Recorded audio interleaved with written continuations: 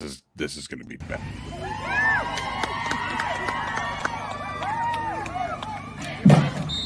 Oh my gosh, is the sun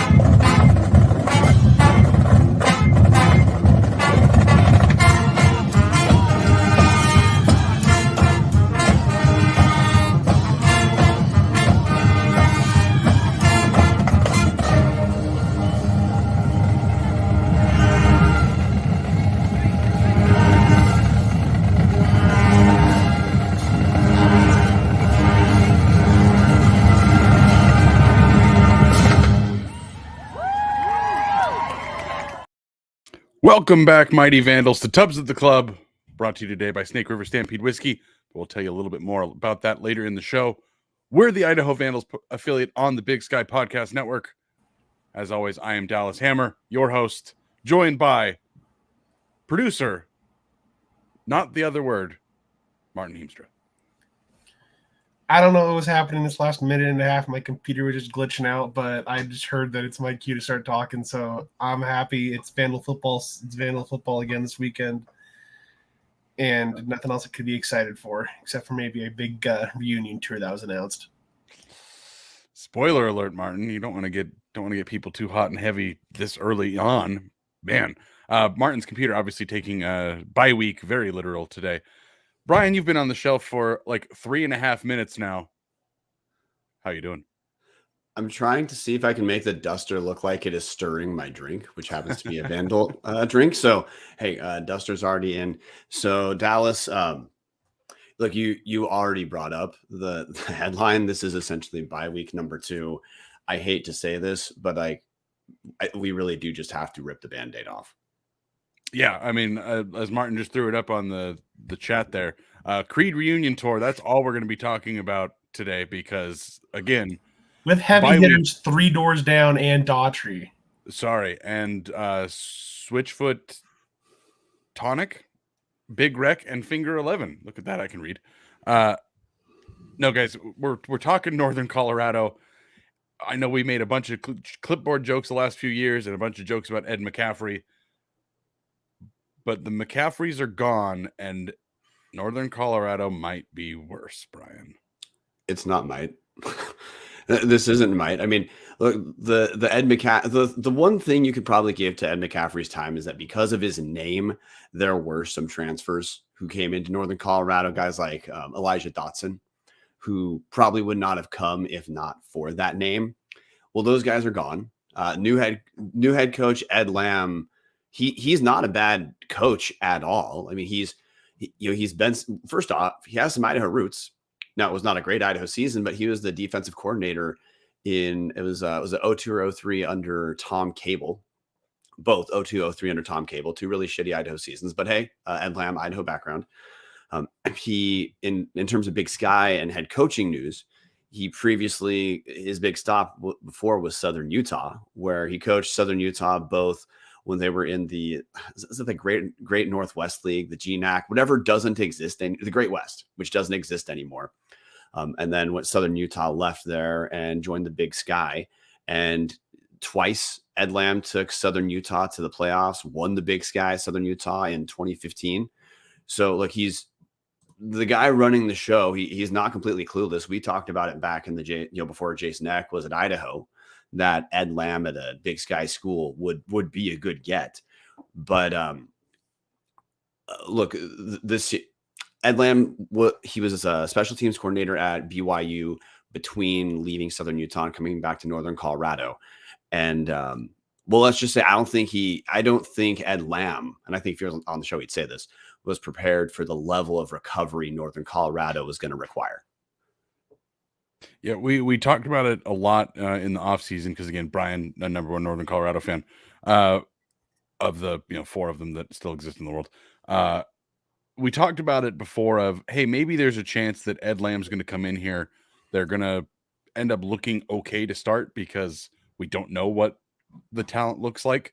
McCaffrey was very well known for playing favorites, especially if you happened to share the last name McCaffrey. And very well known for shitty scheme and having his team unprepared. Yeah. So there was a, on paper, reason to believe, hey, maybe a new guy who, again, belongs as a head coach at this level. Maybe somebody comes in, is able to look at this roster. Maybe they have enough pieces that they can become kind of respectable.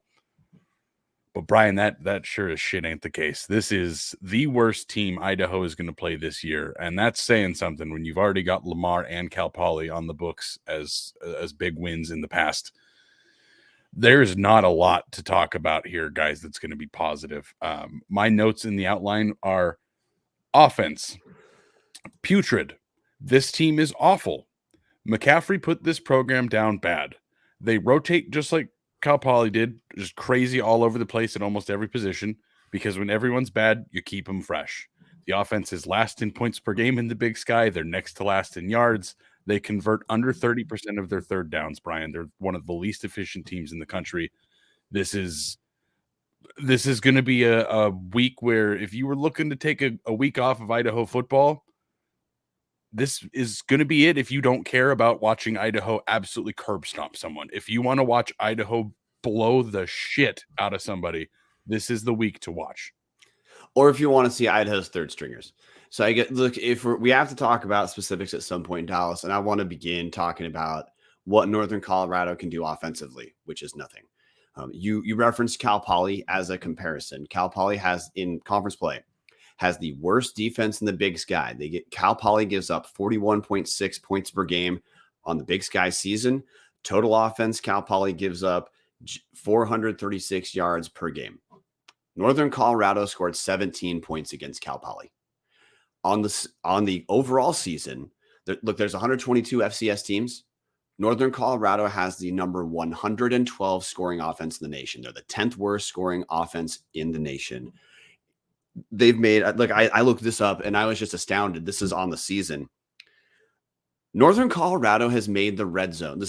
We're in week 9, so 8 games have been played. Northern Colorado has made it to the red zone 15 times this season total. As a reference point, Idaho, who does not have a 100% touchdown ratio when entering the red zone, has 24 red zone touchdowns. So what can Northern Colorado do offensively? Nothing. They've been outscored 40-14 touchdowns on the season, guys. There's truly no relative strength of the offense in my mind. We can talk about quarterback Jacob Sermon, he's a former highly recruited dude. We talked about him last year in relation to being better than Dylan McCaffrey, but who isn't? I just hit that they've scored 14 touchdowns on the season. So Jacob Sermon obviously is not exactly what you'd call the answer. 56% completion percentage, 8 touchdowns, 9 picks. He isn't precisely a runner, but I mean, he has the physical ability to run, but he's not what you'd call a running quarterback. So look, they obviously don't move the ball at all. So like, hey, they can't move through the air. On the ground, they do have 2 kind of okay running backs, David Afari and Darius Stewart. They're the top 2 running backs. Between those 2, that's virtually every single carry. Afari has been a little bit more effective, 113 carries, 510 yards, and 2 touchdowns. Stewart has about half the carries at 54 and 261 yards and a touchdown. As far as specific names I've noticed while talking, through the Big Sky Podcast Network Power Rankings every Sunday, those are the offensive names to pay attention to. And again, like Northern Colorado is atrocious. They've scored 30 points in the last 12 quarters of Big Sky play. They have not scored more than 21 points in a single game this year. They just cannot score enough points to beat anyone. Yeah, that's the whole thing to circle here is they just don't score points. That's the problem. David Afari is a decent running back. He's actually 7th in the conference in yards. So he does have decent mileage underneath him. But it doesn't matter if they can't get to the red zone and they can't score. Again, you're talking the empty yards that they're putting up because they're getting blown out in every game. Blake Haggerty is their top receiver. He's 11th in the conference in yards. He missed last week's game. Assuming he's back for this week, he's 33 receptions, 377 yards, and 1 touchdown. Again, like when you're talking about every single player on their team, talking 1 touchdown, 2 touchdowns, and very sprinkled in because they just don't score points. They rotate like crazy. So Blake Haggerty is the name because he's right outside the top 10 in receiving in the Big Sky. But one of their starters has played in every game and has 4 catches because they rotate like crazy. There's no like, this is the guy to watch out for. This is the guy to be terrified of. This is the guy, if they're going to win this game, this is the guy who's got to go off. Every single one of these guys would have to have a career game, Brian. And I think, unfortunately, this comes because their offensive line, we've talked about Idaho's offensive line and the need to build, there's great pieces here, but they're very young and trying to obviously build up to something greater, being more like, again, a South Dakota State offensive line. Like, again, the current head coach at Idaho had a pretty big hand in building the offensive line of the best team in the FCS. Northern Colorado's offensive line is not that. They don't publish their game notes regularly, so it's tough to tell exactly who's starting, but there's 15 guys in the room. Only 4 of them are juniors. There are no seniors. They are all just freshmen and sophomores that they're throwing out there constantly. Again, if you're not getting any push in the run blocking, obviously pass blocking is not great. They are second to last in sacks allowed. They've allowed as many sacks as Idaho, which should tell you where their line is in relation to what the rest of their team can do. Obviously, Idaho has Giovanni McCoy and all these pieces to get the ball out to the playmakers when the line can't quite hold up as long as it needs to. Northern Colorado just doesn't have that. This is legitimately the worst offense that Idaho is going to see all year long. Sorry, while you're bringing that up, I was just started looking through the Northern Colorado Athletic Department directory just because you referenced them not publishing game notes, and my first thought was, what does their communication staff do? It's not like that. It's not like, hey, in Idaho now, like there's a lot more booking that goes on for especially the football coaches, particularly with local TV and through partnerships with like Skyline Sports, ESPN Missoula, stuff with our Coulter Nuanez, who's been on the show before. You can understand where the communications officer for a school like Idaho is busy doing other stuff. Like what in God's name are they doing in Northern Colorado to not write game notes? Anyway, no, I think they probably are writing game notes. They're just not publishing it on their website. It's probably printed off and handed to people at the game. Maybe there's an email list, but I have found the game notes from week 2 and week 7 on their website. Jesus Christ. Well, okay. Your friends O-line, Northern Colorado, they're doubled up. Now, if you look at any meaningful stat, Northern Colorado is essentially doubled up. But Northern Colorado O-line giving up 20 sacks this year. The team has 10 sacks on the season. So, yeah, I guess we can talk. Maybe we should talk a little bit on the defensive side because Northern Colorado, they've played in a couple. There's one thing we have to mention about the defense before we get into it. David Hogue, who is far and away their best player on defense, has not played this year. He did not play last year either. Their best defensive player over the last 2 seasons hasn't played a snap since 2021. That's all you need to know. Hey, look, crack research team, Kevin Marshall, if you can email those game notes from this week to Tubbs at the Club, maybe we can talk about them, dude. But I'm glad someone's getting Northern Colorado game notes. So Northern Colorado has played in a few close games. I'm saying this, Dallas. Listeners know we're not taking Northern Colorado seriously. We already know everyone's going to predict an Idaho blowout. The only question is how big the blowout's going to be is going to be based largely off of how quickly Eck goes to the bench and how quickly he goes to third stringers. But let's pretend we live in a world where this game could be close. All of Northern Colorado's games that were close had to be low scoring because, again, the Bears have not scored more than 21 points a single time this year. Those games include losing 28-21 to Weber State, losing 21-13 to Sacramento State, and then losing 24-17 to Cal Poly. Now, I want to bring up that run of 3 because those were 3 of the 4 most recent Northern Colorado games. Last week, Northern Colorado lost 40-0 to Montana and did not even break 100 total yards on the season. I bring that up because I truly think for Northern Colorado, we saw the run where the team might have a prayer of getting it together in that run of 3.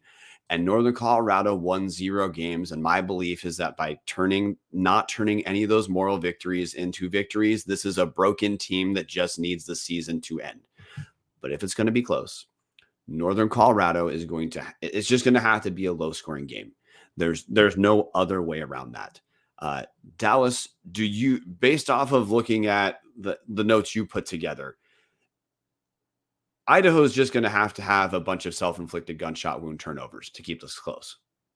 Brian, Idaho would have to turn it over on 75% of possessions for this to be a close game. There is nothing about this team that screams there's even a chance at keeping this close. Again, you look at their schedule.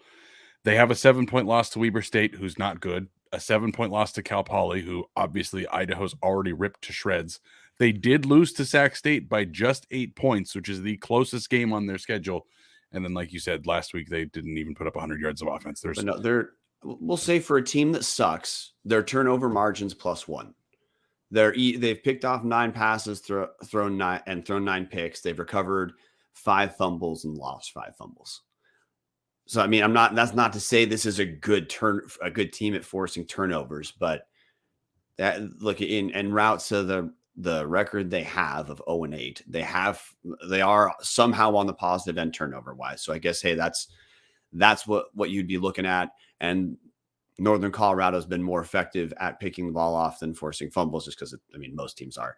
But I guess I'm even now talking myself out of that because I talked about the ability to get to the quarterback. That's how if Idaho's going to have turnovers against a team like Northern Colorado, we're either going to have those weird wide receiver fumbles like Idaho had early in the year, which largely seem to have vanished. Like, didn't happen against Montana, didn't happen against Montana State. So if that's not happening, Idaho turnovers there's a lot of pressure on Giovanni, and he has to make too many high degree of difficulty plays. And if you ask a guy to do that enough, you're going to have some mistakes. Well, as referenced earlier, Northern Colorado has 10 sacks on the year. I don't think they have the ability to get to Giovanni to force those turnovers. So now we're starting to look at the only way to me this game is close is if Idaho mails it in. And I also, hey, I talked about the personality of Northern Colorado or where I think the team is mentally. Well, I think after last week, we saw Idaho recovered from, their game that you attribute the loss partially to mental lapses in Montana. They obviously recovered from Montana State. So I'm quickly not understanding the theoretical route to Idaho not winning this by as much as Jason Eck wants to. Yeah, I mean, Brian, you even look at the strengths, quote unquote, of their defense. Their linebacking core is quite solid numbers wise. It's kind of that faux number because, again, when your defense is 10th out of 12 in points per game, last in yards per game, last in defensive efficiency, allowing third down conversions over 50% of the time, 9th in rushing yards against, last in passing yards against, again 10th in the conference in sacks. When you're at the bottom of the barrel on all of these things. And you look at, okay, their linebackers have a bunch of stats. Well, yeah, they have a bunch of tackles because of how many plays are getting run against them. And then you look at their corners, Tyzel Lewis and Nathaniel Gillis. Both of them are tied for third in the league in passes defended. Lewis has 40 tackles, 2 picks, 8 pass breakups. Gillis on the other side has 1 interception and 9 pass breakups. But again, it's because they're allowing almost 300 yards a game. This isn't because they're ball hawks. It's because they're getting more opportunities than anybody else in the conference to defend the pass. So, Brian, you look at it and like, okay, Marcus Howard has 5.5 tackles for loss and 4 sacks, but he's a rotational defensive end that doesn't start. The other 3 guys in the 2 deep have less stats than he does combined. So, okay, you have one guy that's playing really well. That's one guy on your defensive line. That's not going to get home consistently against, again, Idaho, top 5 FCS program. And then Northern Colorado's a bottom, 20 school in college football at this point? Like, I think Northern Colorado would have certainly lost to Ferris State and probably a good handful of the top teams in D2. Like, I don't see how there's a route to victory. And, you have to play the game, and it's not on paper, and you got to go out there and do it on the field. But there is nothing about this team that screams, oh yeah, they're going to have the game of the year and they're going to go beat Idaho coming in. No, this does not feel like this. This feels to me very much like what you're saying. They are just trying to get through the season. Well, they already had their game of the year and lost to Sac State.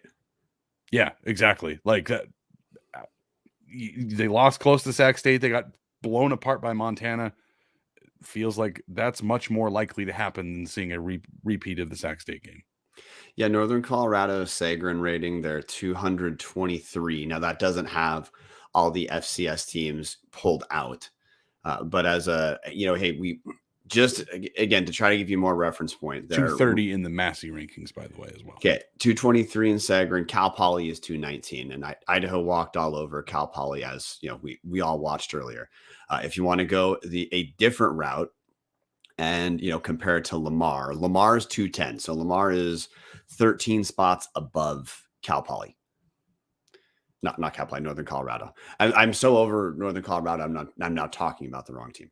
So do you want to just pivot to the Idaho end now? Because I think, look, we've hit the pivotal thing. If you take one thing away from this, guys, Northern Colorado cannot score enough whatsoever to have a route to any sort of win this year, especially against a team that doesn't suck. And that, Idaho right now, hey, Sam Herder just published his bracketology and projecting Idaho to win out, finish 9-2. He'd give Idaho the 2 seed in the playoffs right now. Yeah, if Northern Colorado can't beat Cal Poly and can't score more than 17 points, that obviously is not going to happen here. So maybe we should talk about what a win means for Idaho, because other than the fact of picking up the actual win, there's going to be some stuff you and I would rather see instead. But before that, I'm pretty sure Martin is going to serve us up some Snake River Stampede Canadian whiskey. And look, you guys listen, so you guys know the drill. Snake River Stampede it's one of the best buys in Idaho State liquor stores. And I say one of them because there's 2 Snake Rivers to look at. You either have Snake River Stampede, their standard, which is $25.95 a fifth, $45.95 a handle. Handle's what I buy exclusively. Then if you want to celebrate a good win, which I wouldn't be pouring the 1915 small batch after beating Northern Colorado, guys. But the 1915 small batch, it's aged a couple extra years. Its double barrel finish is different. It starts in first fill bourbon, then finishes in ex-Canadian rye cask, whereas the standard starts in first fill bourbon and finishes in Oloroso sherry casks. It doesn't matter which one you pick. If you go to an Idaho State liquor store and buy it, you're going to be stoked that you didn't spend that much money, and you'll be even more stoked when you pour it. Give Snake River a shot. So, Brian, for Idaho's purposes, I think I know what your answer is going to be, but what are you looking for out of the Vandals this weekend? And again, with the context of Snowball's chance in hell at losing this game. I'd say that I want to see Idaho be dialed in for a quarter and just beat the shit out of them right away. In Cal Poly, it's not like Idaho struggled against Cal Poly, but it took a teeny bit longer to separate from Cal Poly, I feel, than I wish it'd been. Just based off of the focus we saw from the team last week, I hope we see whatever version of that can be summoned from Northern Colorado on the road. We're at the point of we do need to, I think Idaho needs to collect some style points because all of the substance for Idaho's playoff resume has been collected already. Idaho closed out the season with Northern Colorado, Weber, and Idaho State. None of those teams are very likely going to be considered quality wins for playoff resume. So what can Idaho do to help its resume? I think it just needs to blow the doors off of these three teams. And Northern Colorado is the one that I think you could separate quick and let a ton of guys see the field who you're still preserving their red shirt, or you're wanting, guys like Jackson Eck, X-Ray Alexander to just get Dallas Afalava. You're wanting them to get a little bit more run before you put them on, before you rest them to make sure we're not having injuries. As that's what I want to see. Is I want the result to be in doubt quickly. And I want to see a lot of guys who haven't seen this year and probably won't see otherwise. I do want to point out Tyler Morley. I know we should beat the brakes off of NoCo, but you guys talking shit feels a bit like you're tempting the football gods. Tyler, trust us. Go watch a couple Northern Colorado games, and you're going to realize real quick we're not tempting the football gods. We're trying to appease them. Northern Colorado is complete dog shit. Yeah. Can I just want to respond to a different version of the same thing, Dallas. Tyler, thank you. And hey, everyone who's jumping in the comment section, this is part of what makes the live show fun. I don't know how to have an honest discussion about Northern Colorado football and not come across as I'm talking shit. I've talked about Northern Colorado probably more than anyone than like Ben Schlager, who runs Northern Colorado podcast, by doing the power rankings. I've felt like this for the last month. I don't know how to talk about Northern Colorado and not sound dismissive and not sound harsh, because they've scored 14 touchdowns in 8 games. They've made the red zone 15 times in 8 games. How else are you supposed to talk about that without sounding harsh? Yeah, that's the thing. Like I know that again, like we were saying, like you have to go out and play the game, but we're legitimately talking about UNC would lose to quite a handful of D2 schools. There are Pioneer League schools that are better than Northern Colorado. Northern Colorado would not win the Pioneer League. That's how bad this team is. This is not hopefully for them, they have some sort of flash that maybe they can hang on to as like, hey, remember that one play we had against Idaho that looked really good, but this is just not a team that's capable of doing this. Maybe in a couple of years, Ed Lamb is able to kind of restore the base of this program. But right now, all the Vandals need to do is not sleepwalk. And as long as they show up ready to play, this is going to be pretty ugly pretty fast. Brian, what I'm looking for, you mentioned the Cal Poly game and maybe didn't get out to as big of a lead as they hoped for. It was 35-7 eventually midway through the third, and that's when the starters came out, Jack Lane and the twos went in. I want to see that faster. I understand it's probably not going to be an entire half of Jack Lane, but I would love to see McCoy in the first string come out. I hope that Idaho either gets the ball to start the second half or very quickly in the second half after probably forcing a 3-and-out.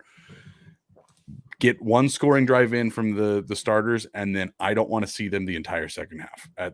To me, that's what Idaho should be looking for here, to be so far ahead by, again, 5 minutes into the third quarter that you play the entire second string. You play all the young guys. You get, again, guys like X-Ray, Jackson Eck, Dylan Lane.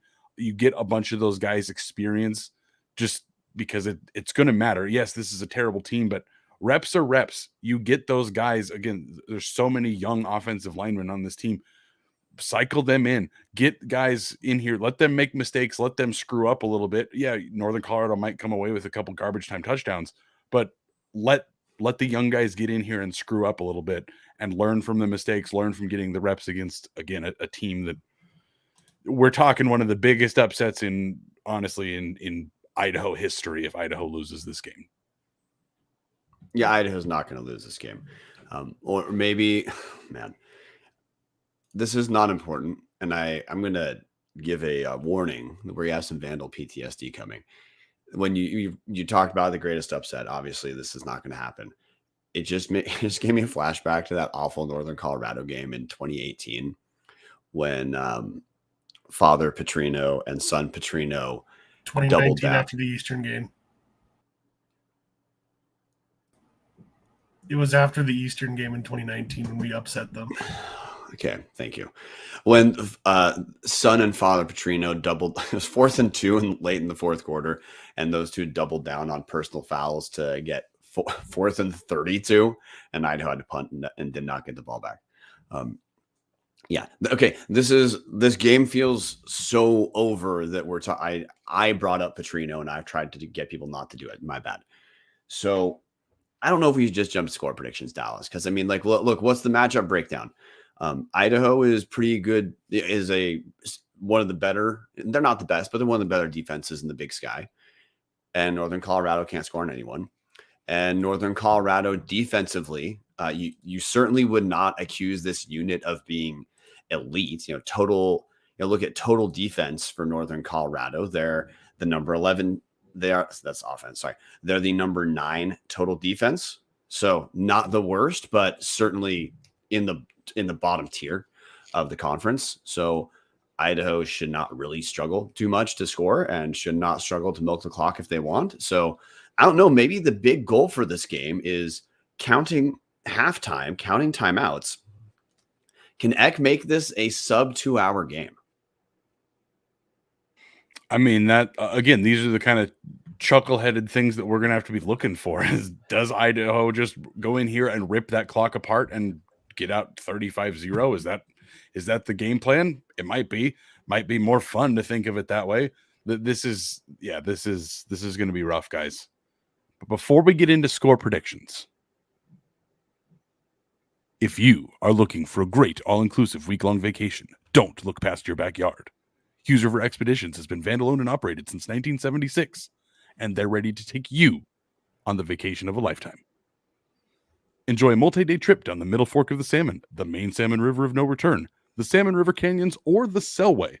You can even check out special trips like one to see the Perseid meteor shower. Camp on pristine beaches, run amazing whitewater, hike scenic trails, spot wildlife, soak in beautiful natural hot springs, and fish some of the most remote stretches of river in the entire country. Just bring your clothes, let HRE handle the rest.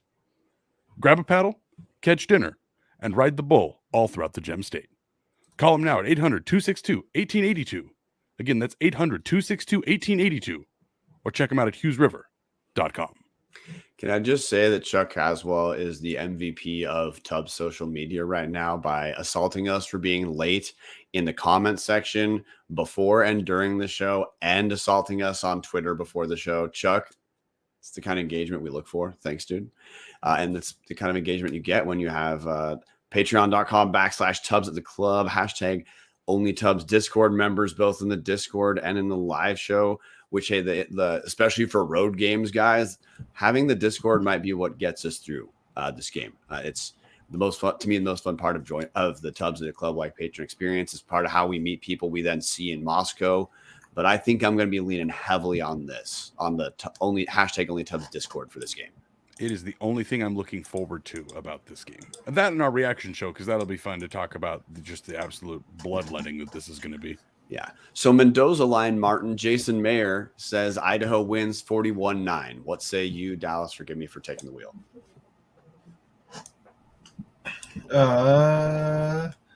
What did I pick? I'm going to go Idaho 55, Northern Colorado 3.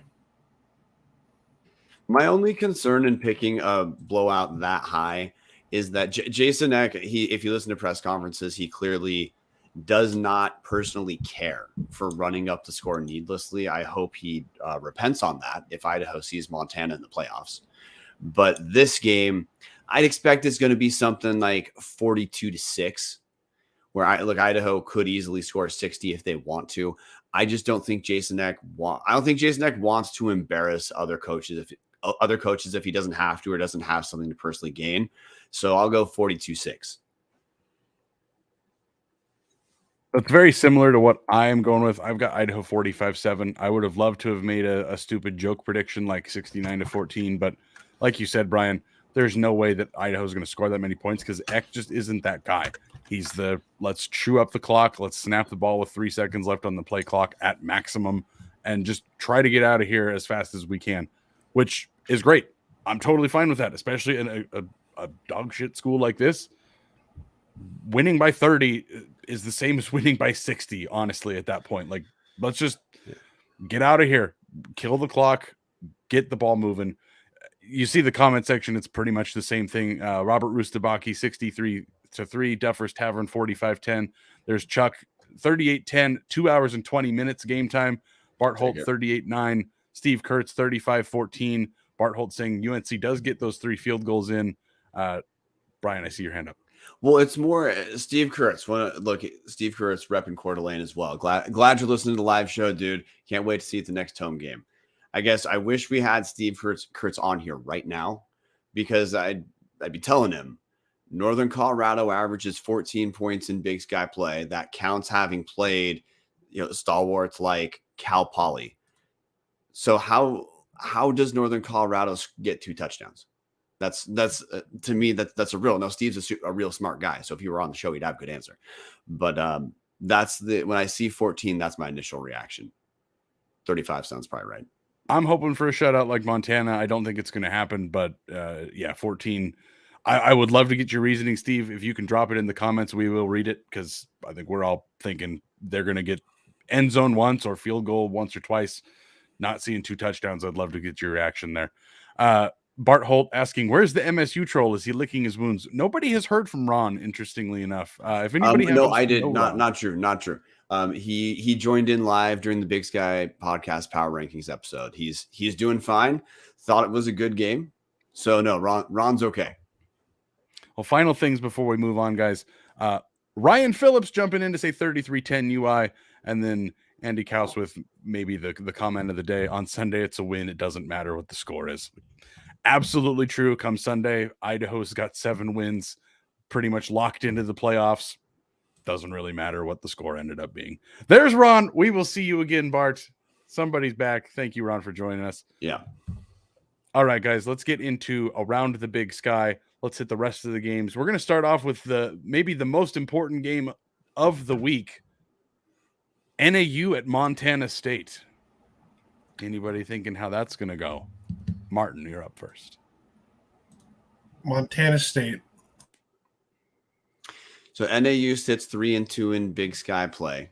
NAU is easily my least favorite team to pick because I talked about this on the Power Ranking show. I think teams 5 through 10 in the Big Sky, it's completely irrelevant how you slot them, because teams like Portland State can get killed by Idaho State, then beat Eastern the next week.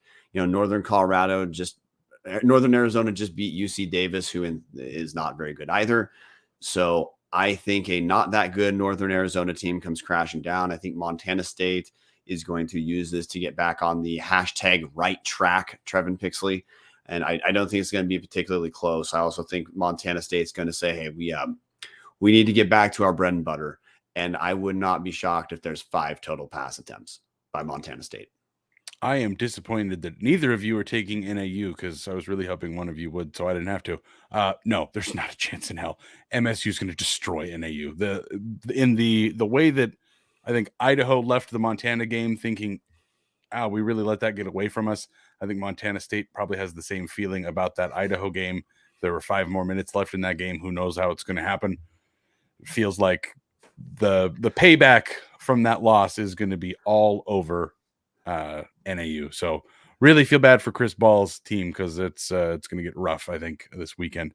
By the way, Martin, are you actually eating a Reese's with a fork right now? That was a thumbs up. All right. Yep, I am. Again, thank you, comment section, for bailing us out on like the roughest episode to do this week. Look, we've got Kevin Ridenour telling us he's going to be watching the game on replay. I'm going to read him now. I'll be watching the replay because I'll be at a funeral. Is it bad for him to be listening during the funeral on Vandals Radio?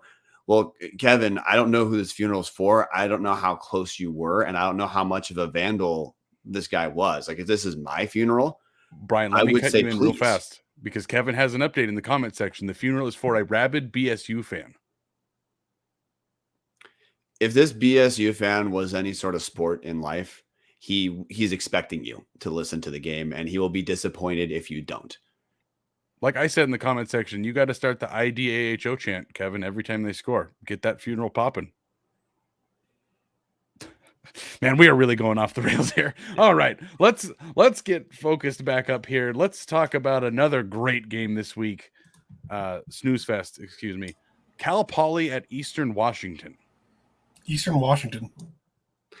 I don't think of this as quite the snooze fest that you do, Dallas, because I think one, Cal Poly can put up points. Eastern Washington can absolutely no show as well. You look at the Eagles. Look, they just lost to Portland State, who I hate to say this. Portland State, they probably are top 5 in the conference. Although again, 5 through 10 truly doesn't matter based off talent, based off where those teams are. But Eastern Washington still needs to try to kind of salvage their season somehow. They sit at 3-5. They're 2-3. That's one more Big Sky win than Cal Poly. Cal Poly is 1-4. Eastern's 2-3. I think there's a little bit less difference between these two teams than you might guess. And I think I talk about the psyche of a team like Idaho, team like Northern Colorado. I'm concerned about the focus this Eastern Washington team is going to have the rest of the season. Dallas, I'm like you. I want for Aaron Best, Eastern to turn it around in some sort of meaningful way. But I'm losing confidence in that pretty dang quick. So look, I'm going to pick Eastern Washington. I would in no way be floored if this game was a lot closer than you guess. So, Brian, I got to say, I called this a snooze fest because I don't care about either of these two teams at the moment. Quickly stepping back, comment section picked MSU all over NAU. Some specific scores: Chuck Caswell 45-14 for MSU, Brian Kennison 42-10, Steve Kurtz MSU by 24. So sorry guys, missed out on the last go around. Andy Kaus making a play for MVP of the comments section. MSU kicker needs wind coming from the right. Yeah, dude needs a hurricane coming from the right, Andy, but I'm with you. Yeah. So getting back to Cal Poly, Eastern Washington, Steve Kurtz, Eags 24-20. This is two programs I just don't care about at the moment. Cal Poly can't really run the ball. Yeah, Sam Heward looks decent at times. They can put points up, but they're also, again, they barely beat Northern Colorado. They're not any good. They got crushed by Idaho. Patty Ferk saying they're going to run for 150 yards after being unable to run the ball all year. Thinks Eastern squeaks it out. Eastern, guys, I don't believe in Aaron Best anymore. After watching the collapse against Idaho State, I think it's done. I don't think he's going to ever turn this program back to what it was at the heights of the Bo Baldwin era. It's too bad. I really liked Aaron Best when I covered the team. He was always a super nice guy. He was one of the few people that cared to learn my name and say hi Dallas to me, which was again really weird as the guy hidden behind a camera, but nice dude. I think that he's a great offensive coordinator. I think he's done a very good job with their offensive line for, again, 15 years. But as a head coach, it just doesn't seem like it's working. Patty Ferk saying IDK if I believe in him anymore either. I'm picking Eastern this game, but both of these programs aren't going anywhere right now. I don't know if they're going anywhere next year. Paul Wolf might have Cal Poly on the right track. Shout out to Trebe. But it does not feel like Eastern's on the right track anymore. It feels like Eastern is just slipping into mediocrity. With that said, guys, let's get into more mediocrity. Weber State at Idaho State. Idaho State. Hey, Dallas, where would you guess Weber State is ranked scoring defense in the Big Sky, Big Sky play? 8th. You're close. Weber State's number 6. I bring that up because Weber State is in a death match with Northern Colorado for which team can be the worst offensively in Big Sky play. Northern Colorado averaging 14.4 points per game. Weber State's at 15.4, and which I bring that up to just contextualize. Weber State cannot do anything offensively, and they're actually not that strong defensively. They're not a dumpster fire, but they're not particularly effective. So I can't believe I'm saying this right now, but Idaho State at the very least knows what their route to a potential win is. They move the ball through the air a ton. They bring in Hunter Hayes as their running threat, Hunter Hayes is a fine quarterback. He's like a mid-ish level Big Sky quarterback, but for what Idaho State does, he works just fine. So I gotta say, I'm picking Idaho State to win this game. I feel a little bit weird saying it because Idaho State defensively, they're still not that great. So if Weber's going to score some points, Idaho State's a good team to do it against. But I think Idaho State believes in themselves enough to really fight to get just close to 500, not quite make it. And I think Idaho State, after getting beat down by rival Weber for a long time, I think there's a lot of Bengals who are ready to take some of that vengeance out. So I'm picking Idaho State. In the comment section, Bart Holt, ISU 24-15, Steve Kurtz, ISU 31-21, Duffer's Tavern, picking Idaho State only to see the jungle toot his horn. Andy Kaus, pillow fight in Holt. Jason Mayer, Idaho State wins the bowl of lime jello with carrot shavings cup. Again, this is, you hope to see Weber State figure it out offensively. I think Mickey Mental will get there eventually. We knew this going into the season that their quarterback play was just going to be atrocious. The dudes at Weber State Weekly believe that they have a freshman there that will be the guy in time, but the time is just not right now. Richie Munoz. All of that to say, guys, I'm picking Idaho State again. It's very strange, but Cody Hawkins, again, like you've said multiple times, Brian, they need a bullpen with how many times they throw. But hey, if you're a bad team, so it's a way to pick off some wins. It's why Mike Leach's air raid worked so well for so long against so many schools. Yeah, his record in the Apple Cup wasn't great, but he was able to do more with less because they were throwing the ball all over the field. That's what seems to be what Idaho State is picking. Throw it all over the field. Hope we get some wins out of it. I think that's going to work again this weekend. Well, and one thing too, just because matchups do matter, especially with the bottom teams. Weber State defensively, they're the second worst pass defense as far as completion percentage. Teams complete 68% of their passes against Weber State. You have to see that stat and think Cody Hawkins is like, oh, thank God. Yeah, I'm just looking forward to seeing the jungle dunking on Weber. I think that will be some good times. Of course, we say this, and Weber's going to end up with 4 picks, and they're going to win this game. But feels like it's Idaho State all over this one.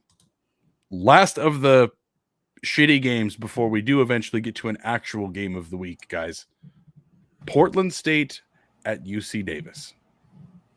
Portland State. Okay, this is tougher than you might guess. Dallas, do you know who the number 1 offense in the Big Sky is in Big Sky play? Probably Portland State, just based on... Yeah, no, it's Montana State. But number 2, very close number 2 is Portland State. The top 5 Portland State Vikings, number 2 total offense in the Big Sky at 448 yards per game. Number 2 scoring offense in the Big Sky at 39.4 points per game. They do that on the ground, and this might be a surprise. Portland State has the top rushing offense in the Big Sky in yards per game, 291.4 per game, averaging 6.4 yards per carry, lead the league in rushing touchdowns at 18. So the question here is, look, UC Davis at home coming off a loss. UC Davis under 500 in the Big Sky. You have to think UC Davis knows that their playoff hopes are essentially, they're on life support. They're 4-4. They have to win out to have any sort of prayer. Portland State, who probably doesn't have, they're 4-4 too, but one of those is sub D1 win, so they probably don't actually have playoff hopes. But I think you have to say Portland State feels like the more in it or the more bought in team at this point in the season. Portland State they know what their route to victory is, and they try to beat the hell out of teams on the ground. I hate saying this out loud. I'm picking Portland State. Brian, I'm picking Portland State, and I don't think it's that close. I don't think UC Davis is any good. I think UC Davis is fucking terrible. I have made a lot of jokes at Cody Hawkins' expense throughout my entire life, and I have absolutely made jokes about he's even just coaching because of his dad. Now here, I'm almost done with his first year at Idaho State, and looking at what UC Davis had coming back. Obviously, they lost Ulonzo Gilliam, but they had Miles Hastings come back. They're terrible. Brian, they have 4 wins. One of them is against Texas A&M University Commerce, who has 1 single win. Then they have wins against Weber State by 1 point. They did blow out Cal Poly. They lost to Eastern close. They lost to Montana close. They got crushed by Oregon State, which naturally. And then they beat a bad Southern Utah team. Even if this team wins out, you're okay. Win against Portland State, nobody cares. Win against Idaho State, nobody cares. You beat Sac State, and yeah, there's your one good win on your resume that gets you to you've got your 7 wins. But I don't think they win out. I don't think they beat Portland State. I don't think they beat Sac State. They might not even beat Idaho State. I think this is a terrible team, and I don't think they've got a shot today or Saturday. No, I mean, the only way I'd say that you might think Davis has a shot is in Big Sky play. Davis has, depending on the stat you're looking at, the number 1 or number 2 rushing defense. But I still don't feel I don't know, man. I guess I back up everything you say about not believing in Davis. And I do believe there's a little fight in Portland State. I mean, we just saw that with what they did to Eastern Washington to win the Dam Cup. I think maybe what you'd say is Bruce Barnum has obviously, hey, look, Portland State looks better this year than they did last year. So kudos to him. But I think what you also might say is Bruce Barnum has done a good job of rallying this team to, fight towards respectability. I bet in the locker room, he's saying, hey, like, make them kick us out of the playoffs and that people believe in it. So again, I half hate that the top 5 Portland State joke is done. Well, it's not done. It'll never be done, but they're not a bad team. So yeah, Portland State, dude. Yeah. Hit in the comment section. Jason Mayer, UC Davis rises up and top 5 takes a tumble. Steve Kurtz, PSU close. Justin Bertram, top 5 PSU wins. Steve Kurtz, top 5 PSU. Crewhead 76, top 5 PSU. Bart Holt, 3110 PSU. Again, everybody jumping on the Portland State bandwagon, which means, of course, we're all wrong and UC Davis is going to win this easily. But just not Dan Hawkins' year, apparently. I didn't realize you separate him from his kid and it gets worse. Never thought that was going to happen. All right, guys. I make a lot of jokes. I say game of the week all the time, and then it's some dog shit game like, again, Cal Poly versus Montana, like nobody cares. This is actually the game of the week. It's probably the game of the week in the FCS. It's one of the better games across all of college football. I'm done burying the lead. Sacramento State versus the Sheep Wranglers. Martin. Sacramento State. Could have guessed. Sacramento State out of Martin. That was a fast one. Appreciate that. Okay, this one is tough because I think, look, I don't really care how people parse Montana State, Idaho. I think those are obviously the top 3 teams in the Big Sky. And however you want to rank them or seed them, there's different advantages each team has. Sacramento State is clearly the number 4 out of those. If you look at the route, all of those 4 teams are going to play all of each other. So at the end of the year, there's essentially a round robin of all those 4 teams of 3 total games. Idaho's 2-1. In their round robin. Montana's 1-0 so far. They still have Montana State. Montana State sits at 1-1. Sac State's 0-2. So this is a huge game for Sacramento State playoff wise. And pumping up a resume that minus a Stanford win is actually pretty thin. So this game really matters for Sacramento State. I think at the personal level, it really matters for Andy Thompson because when Bobby Hauck came back, he didn't want Andy Thompson to come over as defensive coordinator, which is pretty wild to think. Andy Thompson's a former Grizz. And Sacramento State, look, they played a freshman quarterback against Idaho State. They scored 51 points against the Bengals, the biggest offensive outburst for Sacramento State of the year. And that freshman passer looked pretty damn good, which I can understand going to a freshman passer because Montana is great at forcing turnovers and getting to the quarterback. And the Grizz have to see those 5 or 6 what in God's name are you thinking passes Caden Bennett throws each week and thinking that's their route to win is forcing those turnovers. But Sacramento State's also a good team. They have a solid line. They're solid defensively. Montana can't score unless teams are turning over. They're getting special teams points. So I'm going to pick the Grizz. But I think if you're a Vandal, because, hey, it's a Vandal show, I think you should be rooting for Sac State. I think you should be rooting for Sacramento State to beat Montana, then Montana to beat Montana State. That would help pave the way to an Idaho 2 or 3 seed in the playoffs if Idaho wins out. That's part of the math I think Vandals should have in paying attention to this game. But I guess because of the potential perfect storm of Caden Bennett throwing picks under pressure, that's why I'm picking Montana. The only way I think Sac can get around this is if they play with tempo all game to try to force Montana to be playing on their heels, when Idaho did that against Montana, it was effective. Andy Thompson saw that in the tape from that game. Andy Thompson felt effective with when Sac State went tempo versus Montana State as well. But because of how the Grizz are rolling, man, until someone knocks them off, I'm not picking them to lose. So Montana. It's very respectable, Brian. Before I get into my thoughts, hitting the comment section, Jason Mayer, Sac State beats the balls off the Bear Cubs by 10. Brian Kennison, 24-13, Sac State. Patty Ferks, dude, IDK. I respect that, Patty. Bart Holt, Sac State. I hate the Grizz and live in Missoula. Crewhead 76. I hope Nutsack pulls out the win. Duffers Tavern, Sac State. Strictly on my dislike of Coach Hauk. Chuck Caswell, late start in Missoula, gives the edge to the Grizz. Jason Mayer circles back 31-21. Bart Holt, Sac State 35-31. Again, guys, we're pretty mixed in here. Ryan Phillips, Stingers up. I fully agree, Stingers up. Patty Ferks does end up coming back to say pick Sac State. This is the toughest game we're going to have this week. Number 4 Montana, number 7 Sac State. It'd be easier to say Sac State if it was at home, but unfortunately it is in Missoula.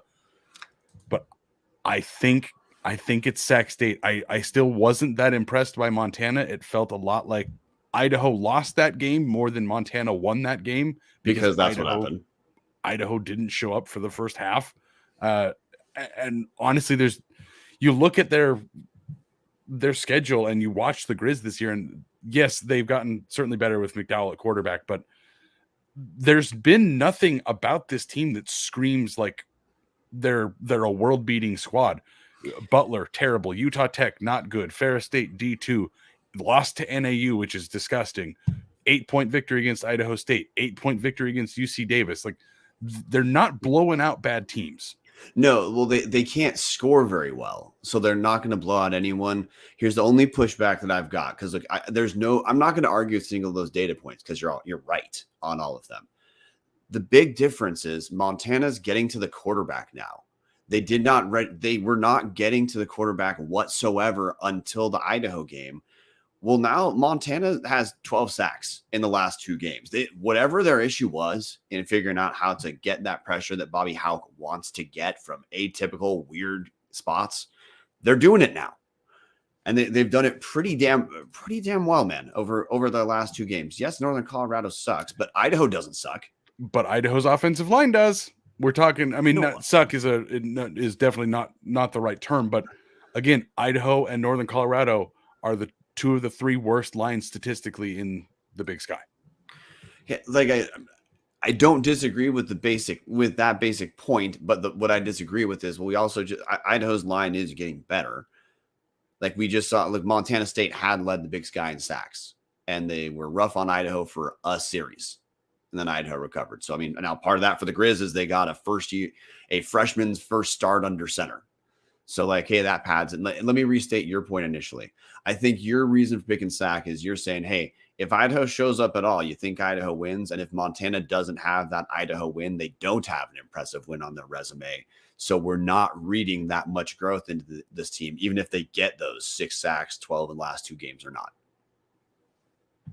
Yeah, you took that right out of my mouth, Brian. That was the thought I had in smart words. Brian Kennison, Montana is the worst 8-1 team in the history of the FCS. It really feels like that. Like there's not an impressive win on this schedule other than Idaho, and anybody that watched that game could tell you, yeah, Idaho didn't show up for the first third to a half of that football game. And if that game goes 5 minutes longer, Idaho wins that game. Again, same thing that we said about the Montana State victory. Like, yes, Montana State probably wins that game if football games are played 90 minutes. That just is what it is. But if Idaho-Montana was 90 minutes, Idaho probably ends up winning that by 10 points. Okay. And here's the other thing now to buttress your point. Montana, based off those 2 games that I talked about, they're the number 3 team in the Big Sky at getting to the quarterback with 14 sacks in 5 games, 12 in the last 2. Montana is also they are the single worst team in the Big Sky in sacks allowed at 17. And Sacramento State, though their sack numbers aren't wild, they have 8 on the year. They do try pretty hard to get pressure early. So, okay, that's a matchup you'd say in favor of Sac State, but I'm not going to shift on my pick with how late we are in. And I mean, clearly this is a toss-up game. If Parlay were on here, he'd flip a quarter. Absolutely. Guys, I think that's everything I had We have breaking news from producer Martin. Never mind. I don't have breaking news, but I know Brian talked about wanting to show something or promote something. Yeah. Hey, there's a link. I threw the link in the private chat. Hey, I told Sammy Kem when he was on the show that if he did Idaho videos, then I would pretend he was a sponsor. Well, hey, Samuel Kem on his YouTube page at Samuel Kem published an hour-long breakdown of part of the Idaho-Montana State game. His Samuel Kem's videos, he was on our Montana episode. His videos are fantastic, dude. He breaks down plays. He'll rewind so that you can both see and then go back and understand what he's paying attention to. He identifies both defensive and offensive schemes. He will make sure that if you're an idiot fan who typically is like ball watching and you want to understand football better, watch the Samuel Kem Idaho videos, dude. They're fun as hell. I never miss Idaho ones. He just did one this week. Thanks, Samuel. With that said, guys, again, road game this week. So if you're looking for a place to hang out with some Vandals, patreon.com/Tubs at the Club. Our Discord is absolutely popping off every single time it's a road game. Martin sets up a specific game thread, and then it's honestly just wall to wall comments out the ass. Just a bunch of people hanging out, watching football, talking football. It's a great place to hang out. It's only a couple bucks to get in. We think it's a pretty cool place to hang. It's also pretty good during the actual home games as well. A little bit different when we're all there and everybody's trying to use cell service and Wi-Fi. But for these road games, there's nothing better than hanging out in our Discord. Last but not least, Walk On Apparel. Just got to give them one more shout because, again, Vandal fans have done such a good job supporting them in their infancy. 15% off with the code TUBS. You can get that really cool Schoolhouse Rock shirt or the Dome Sweet Dome shirt. They've got a whole bunch of really cool stuff. And the more things that get bought, the more designs they come out with. Okay, I just have to say now, because see Hans in the comments section, didn't Montana play 0 and everything Northern Colorado last week? Are those legit stats to bank on? And I circled back because Dallas, I'm taking my pick back. I'm going Sacramento State. I don't want to blame, we got him. I don't want to blame this on some of the annoyance. I made the mistake of responding to a Grizz playoff thread where, I mean, if you think the Grizz should be anything but the number 1 seed in the playoffs, you're obviously a moron. But I made the mistake of replying, so it of course annihilated my mentions, and I wasted way too much time reading a couple of those. But to not bore you guys, maybe the matchups actually do favor Sacramento State more than I initially thought. And I guess I was representing this game as a prove-it game for Sacramento State. I think it's a prove-it game for Montana as well. Because, like, if your takeaway, which is also my takeaway, Idaho should have beat Montana. Idaho gave that game away. I would love for a quarterfinal rematch against Montana in the Dome. I would not love a quarterfinal rematch with Montana State anytime soon if I don't have to. But Montana has if you have Dallas's take of that game, which is my take, maybe a lot of Montana stats are against shitty teams with a 2-point win in Idaho where Idaho face planted away the game. So it's a prove-it game for both teams. I am shifting back to Sac State. With that, everybody on here picking Sac State over the Grizz, which means we're probably all wrong because that's just how life works. With that said, noon o'clock for you Pacific folks, 11 o'clock for you Mountain folks. This Saturday, the long grass of Greeley that is no longer long because it's turf. Vandals taking on the Bears. Go Vandals.